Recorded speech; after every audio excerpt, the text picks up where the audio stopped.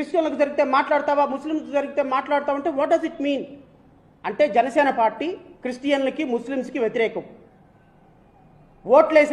మీకు ఓట్లేసినటువంటి వీళ్ళందరూ కూడా గొర్రెలతో సమానం.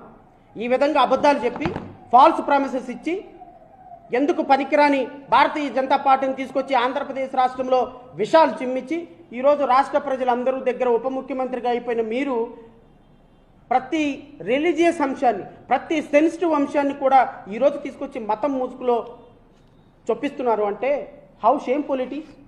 నేనైతే ఉప ముఖ్యమంత్రి గారిని ఒకటే మాట అడుగుతున్నా, ఖచ్చితంగా మీరు ఈ జాతికి క్షమాపణ చెప్పి తీరాలి.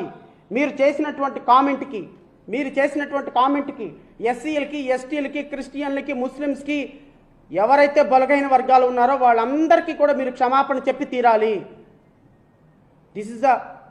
దిస్ ఈజ్ అవర్ కంట్రీ అండి.